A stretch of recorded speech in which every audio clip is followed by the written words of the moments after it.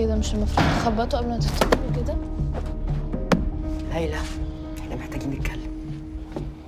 نتكلم في ايه؟ مش فاهمه. ابوكي لقى ده في الباسكت الصبح، ممكن تقولي لي ايه ده؟ الموضوع ايه برضو؟ مش موضوع انك حامل. ابعد لي بقى وانت بتكلميني.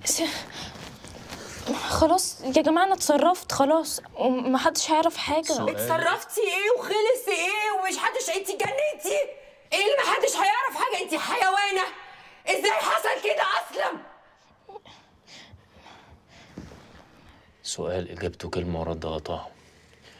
مين؟ الموضوع مش زي ما انتوا فاهمين. مين الولد ده؟ I was in love. اخر مره هسألك السؤال. مين الكلب ده؟ ارجعي! هتفرق معاك في ايه يعني؟ عمر، وحياة ولادنا ما تمدش ايدك عليها، ما احناش ناقصين، كفايه. عمر من فضلك روحي الاوضه لو سمحت. اخرج تقول لك مين وتيجي تقولي لي. حاضر.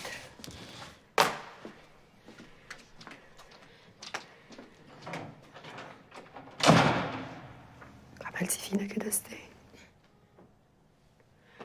عملتي فينا كده ازاي؟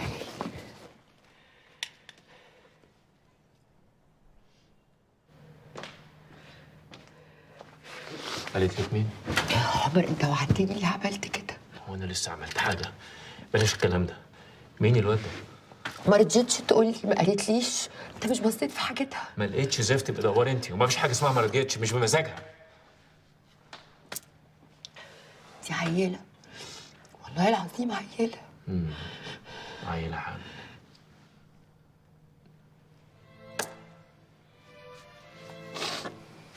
احنا عملنا ايه؟ احنا عملنا حاجه غلط؟ غلطنا في حاجه؟ قولي قولي يا عمر، لو كنا عملنا حاجه غلط قولي قولي غلطنا فين؟ لا.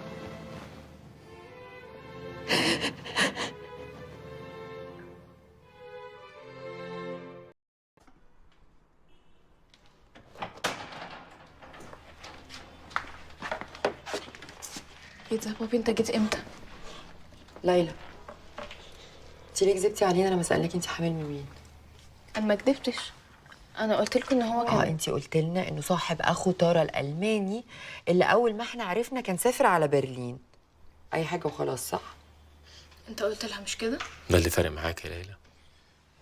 ازاي تسيبي نفسك للولد ده كده؟ بصوا، انا استحملت اللي حصل اول مره عرفته، ومش عايزه اعيش الفيلم ده تاني. فيلم؟ لا، هو انا لما اقول لجدك بقى عشان يشوف له صرفه مع الاشكال الزباله دي تبقي تشوفي الافلام صح. هتكلمي جدو يعني ايه؟ ما تكلميش جدو بليز، ما ينفعش تعملي حاجه في حسن. انتوا اصلا مش فاهمين حاجه وجايين تحاكموني.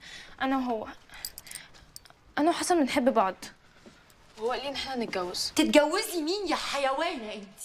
مين ده؟ ابن مين؟ متعلم ايه؟ بيشتغل ايه؟ انت جننتي. انا مش قادره اصدق ان انت تفكري كده اصلا. انت بجد هتسيبها تعمل كده؟ جاوبيني يا ليلى، انت لسه بتشوفي الولد ده؟ قال لك الكلام ده امتى؟ لا مش بشوفه ساعتها يعني، ما مش دلوقتي. اديني الباسورد بتاع الموبايل بتاعك. لا مفيش حاجه اسمها برايفت، اديني الباسورد حالا. لا سيبيها بقى. ليلى، انا كنت فاكره ان انا مدلعاكي بس الواضح ان انت بصتي خالص. مها بالراحه. يلا بجد على فكره. لا يا حبيبتي، انت لسه ما شفتيش حاجه، انا بقى اللي هوريكي. اسمعي يا ليلى، انت مش هتخرجي من البيت لحد انا ومامتك ما نعرف ايه اللي جرى من ورانا في الشهور اللي فاتت. انت مصدق نفسك بجد يا بابي؟ من وراكوا انتوا، وبالنسبه كل حاجه حصلت من ورانا احنا. ليلى اسكتي خالص. سيبيها تكمل يا مها. كملي يا ليلى. يو هيبوكريت. سايباه يرجع البيت بعد كل اللي حصل؟ مش انتي قعدتي تقولي ان بابي ده اناني يا ليلى، اختار حاجه رخيصه على حسابنا كلنا؟ مش ده كلامك؟ ليلى، ما تتكلميش في حاجه انت مش فاهماها وما تخصكيش. والله ما تخصنيش. يعني ايه؟ انتي قعدتي شهور بتسمعينا نفس الكلام.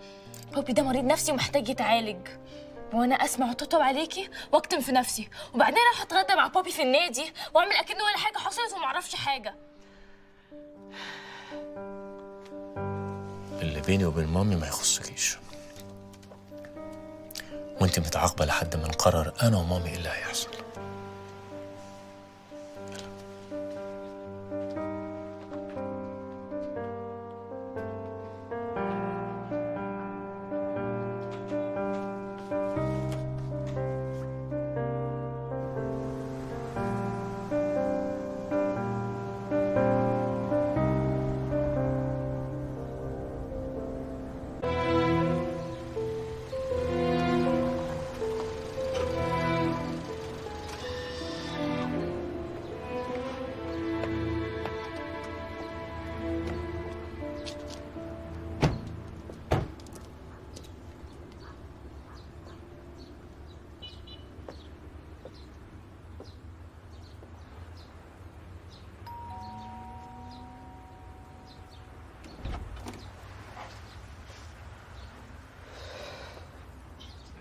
ليلى فين؟ جوه. وهو هنا؟ هو مين؟ هيكون مين يعني؟ نزل من الصبح بدري وهو موبايله مقفول. اتفضل.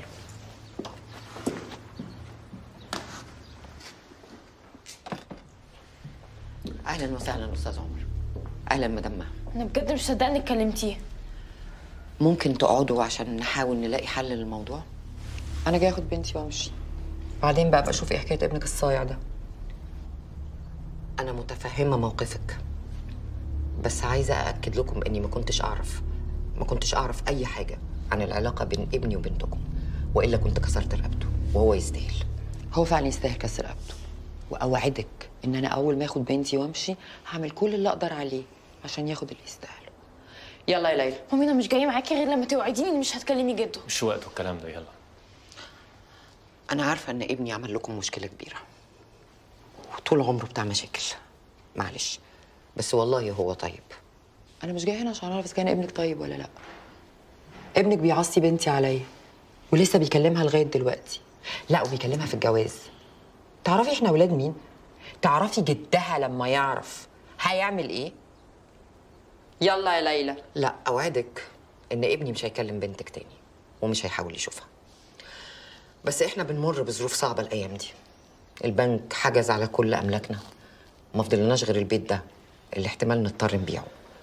فربنا اخد لك حقك تالت ومتلت، وما احناش حمل مشاكل جديده. ولا احنا حمل القرف اللي حطيتونا فيه. بقول لك يلا يا ليلى. لا يا مامي انا مش همشي، انا عارفه انك هتكلمي جده. يلا يا ليلى. يلا يا بنتي. وبعدين ما بالراحه على نفسك شويه.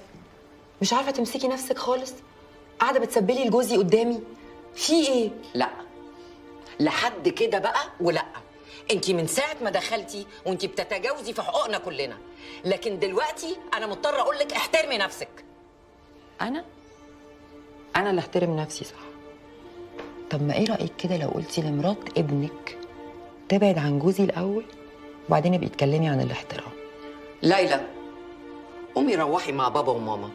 يلا. شرفتونا. قدامي.